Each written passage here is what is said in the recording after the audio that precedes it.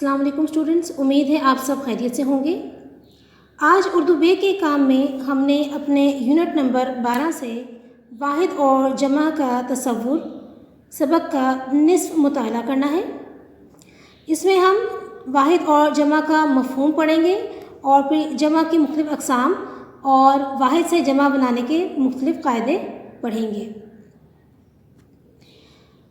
वाहिद, एक शख्स या एक चीज़ को वाहिद कहते हैं। मसलन लड़का, मकसद, किताब, उस्ताद, मदरसा, फ़र्द, शायर वग़ैरह। यानी कि यहाँ आपको वहदत का जो है एहसास हो रहा है, अकेलेपन का, एक शख्स का इजहार हो रहा है। इसी तरह से जमा, एक से ज़्यादा चीज़ों को जमा कहा जाता है। मसलन लड़के, मकासद, कुतुब, असातिज़ा, मदारिस, अफराद, शुअरा वग़ैरह। एक और बात आपको बताते चलूँ कि वाहिद और जमा के अलावा अरबी में एक सीगा होता है तस्निया का। तस्निया का मतलब है दो, यानी कि हम उर्दू में तो एक के बाद एक, दो या दो से ज़्यादा चीज़ों के लिए जमा का लफ्ज़ इस्तेमाल करते हैं, लेकिन अरबी में एक के लिए वाहिद, दो के लिए तस्निया और दो से ज़्यादा चीज़ों के लिए जमा का सीगा इस्तेमाल किया जाता है। यानी कि जैसे वालिदैन, कुतुबैन, इसी तरह से ईदैन, यानी दो ईदें, वालिदैन, माँ बाप को मिला के वालिदैन बोला जाता है। तो इसी तरह से ये वालिदैन, कुतुबैन, तरफ़ैन, दो अतराफ़ को कहा जाता है। तो जब भी इस तरह के कोई आप अल्फाज पढ़ें तो समझ लें कि ये अरबी अल्फाज के जो है वो तस्निया हैं, यानी कि दो चीज़ों को ज़ाहिर कर रही हैं। और फिर दो से ज़्यादा चीज़ों के लिए अरबी में जो है वो जमा इस्तेमाल होती है। और हमारे पास जो है उर्दू में वाहिद और जमा दो सीगे होते हैं, यानी कि हम एक चीज़ के लिए वाहिद इस्तेमाल करते हैं और एक से ज़्यादा चीज़ के लिए जो है या दो से ज़्यादा चीज़ों के लिए हम जमा का लफ्ज़ इस्तेमाल करते हैं।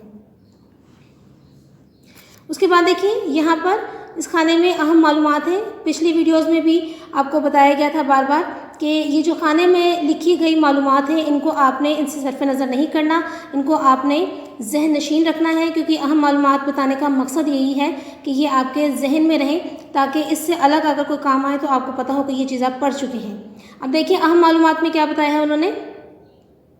इसमें जिन्स या इसमें मादा की वाहिद और जमा नहीं होती। इसमें जिन्स जिसे आप मुज़क्कर मुअन्नस भी कहते हैं, ये इस्म नाकाबिले शुमार तसव्वुर किए जाते हैं और हमेशा सिग़ा वाहिद के तौर पर इस्तेमाल होते हैं। उसके बाद है हमारे पास जमा सालिम और जमा मुकस्सर। जमा सालिम, वाहिद से जमा बनाते वक्त अगर वाहिद इस्म के हुरूफ में किसी किस्म की कोई तब्दीली वाक़ई ना हो तो उसे जमा सालिम कहते हैं। यानी कि इसमें आप वाहिद के आगे ये, नून, यिन का इजाफ़ा करके आप जमा सालिम बना लेते हैं। मसलन हाजिर से हाज़रीन, यीन की आवाज़ जो है हमारी निकलेगी। मुअल्लिम से मुअल्लिमीन, नाज़िर से नाज़रीन, सामे से सामीन वग़ैरह। उसके बाद है जमा मुकस्सर। जमा मुकस्सर वो जमा है जिसमें वाहिद से जमा बनाते हुए वाहिद इस्म के हुरूफ की तरतीब बदल जाती है या वाहिद के बाज़ हुरूफ हज़फ हो जाते हैं, निकाल दिए जाते हैं। मसलन किताब से कुतुब। अब इसमें देखिए किताब में अलिफ है, यहाँ से उन्होंने कहा कोई हुरूफ हज़फ भी हो जाते हैं, तो इसका मतलब यहाँ से अलिफ हज़फ किया गया और हमने जमा बना ली कुतुब। सतर से सुतूर। अब यहाँ पर हमने वाव का इजाफ़ा करते हुए तोए के बाद जमा बना ली, सतर से सुतूर। शैतान से शयातीन वग़ैरह। अब यहाँ जो है हमने हुरूफ की तरतीब बदल दी है। उसके बाद है हमारे पास इसमें जमा, वो इस्म है जो बतौर वाहिद इस्तेमाल हो लेकिन दरअसल बहुत सी चीज़ों या अफराद का मजमुआ हो, इसमें जमा कहलाता है। मसलन गुच्छा, जमात और दस्ता वग़ैरह। अब आपको पता है गुच्छा किसी भी फल का होगा, किसी भी चीज़ का होगा, चाबियों का होगा, तो उसमें एक चाबी नहीं होगी बल्कि बहुत सारी चाबियाँ होंगी। तो हम ये नहीं कहेंगे बहुत सारी चाबियाँ लाओ, हम कहेंगे चाबियों का गुच्छा ले आओ। इसी तरह से रेवड़ है, मजलिस है, महफिल है, यानी कि बहुत सारे अफराद के जो है मजमूए हैं। जानवरों का मजमुआ है, दरख्तों, बहुत दरख्त एक साथ एक जगह हो तो हम उसे झुंड कहते हैं। تو اسی لیے یہ استعمال واحد کے طور پہ ہوتا ہے لیکن معنی جمع کے دیتا ہے، اس لیے یہ اس میں جمع کہلاتا ہے۔ اسماء جمع یعنی کہ یہاں پر اب یہ کالم ہے، اس میں بہت سارے آپ کو اسماء جمع دیے گئے ہیں جو بولے واحد جاتے ہیں لیکن ان کے معنی جمع کے ہوتے ہیں۔ انبار، اب دیکھیں کس طرح سے کتابوں کا انبار لگا ہوا تھا۔ اب انبار لگا ہوا تھا واحد کے طور پر استعمال ہو رہا ہے، لیکن ہمیں پتہ ہے کہ کتابوں کا انبار ہے یعنی کہ ایک سے زیادہ کتابیں اس کے اندر موجود ہیں۔ انبو یہ بھیڑ ہجوم کے معنی میں آتا ہے۔ انجمن جھنڈ، رسالہ یعنی بہت ساری کہانیوں کا مجموعہ بنا کے ہم رسالہ کہہ دیتے ہیں۔ قطار پارٹی، ٹیم، جماعت، جماعت میں بھی آپ دیکھ لیں بہت سارے افراد ہوتے ہیں، بہت سے طلبہ و طالبات ہوتے ہیں تو ہم جماعت کا لفظ استعمال کرتے ہیں۔ ڈھیر، قافلہ، مجلس، درجن، دستہ، ڈار، فوج، لشکر، محفل، سپاہ، سینکڑا، طائفہ، گٹھا، بھیڑ، اکٹھ، کارواں، گلدستہ، غلہ، بیڑا، بیڑا یعنی کہ بہت سارے بحری جہاز جب مل کے چلتے ہیں تو بیڑا کہلاتا ہے، بہت سی کشتیاں مل کے چلتی ہیں تو بیڑا کہلاتا ہے۔ خلقت بہت سارے افراد کو کہتے ہیں خلقت۔ پنچایت اس میں بہت سارے لوگ جو ہیں منصف جمع ہوتے ہیں، 4-5 منصف ہوتے ہیں تو وہ پنچایت لگاتے ہیں، عدالت لگاتے ہیں۔ مجمع ہجوم، بنڈل، خرمن، ریوڑ، ذخیرہ۔ اس کے بعد ہے جمع الجمع یعنی کہ ایک تو آپ پڑھتے ہیں واحد، ایک آپ نے پڑھا تثنیہ، ایک آپ نے پڑھا جمع۔ اس کے بعد جمع الجمع یعنی کہ بعض ایسے الفاظ ہیں جن کی جمع کی بھی ہم آگے جمع بناتے ہیں۔ عربی کے بعض الفاظ ایسے ہیں جن کی جمع بنا کر پھر جمع بنا لی جاتی ہے، ایسی جمع کو جمع الجمع کہتے ہیں۔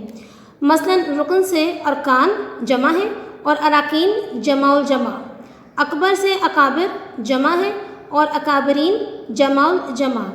عجیب سے عجائب جمع ہے اور عجائبات جمع الجمع ہے۔ اب یہاں پر بھی جو ہے آپ کے پاس کالم میں 3 کالم دیے گئے ہیں، جس میں سے پہلے کالم میں جو ہے واحد لکھا گیا ہے، دوسرے کالم میں جمع اور تیسرے کالم میں جمع کی جمع الجمع لکھی گئی ہے۔ اسم، اسماء، اسامی۔ اکبر، اکابر، اکابرین۔ جوہر واحد، جواہر جمع، جواہرات جمع الجمع۔ حادثہ واحد، جمع حوادث جمع الجمع حوادثات۔ عارضہ واحد، عوارض جمع، عوارضات جمع الجمع۔ بیماری کے معنوں میں، روگ کے معنوں میں یہ۔ عجیب واحد، عجائب جمع، عجائبات جمع الجمع۔ وجہ واحد، وجوہ جمع، وجوہات جمع الجمع۔ خبر واحد، اخبار جمع، اخبارات جمع الجمع۔ دوا واحد، ادویہ جمع، ادویات جمع الجمع۔ رسم واحد، رسوم جمع، رسومات جمع الجمع۔ رقم واحد، رقوم جمع، رقومات جمع الجمع۔ رکن واحد، ارکان جمع، اراکین جمع الجمع۔ لازم واحد، لوازم جمع، لوازمات جمع الجمع۔ لقب واحد، القاب جمع، القابات جمع الجمع۔ تو یہ تو اسٹوڈنٹس ہمارے پاس واحد جمع کے تصور کا سبق جس کا ہم نے نصف مطالعہ کیا ہے۔ آج کا پڑھایا ہوا سبق جو ہے نصف واحد جمع کا تصور یونٹ نمبر 12 آپ نے اچھی طرح سے یاد کرنا ہے اور اس اہم معلومات کو بھی آپ نے لازمی طور پر یاد کرنا ہے۔ اگلے سبق تک کے لیے اجازت دیجیے۔ اللہ حافظ۔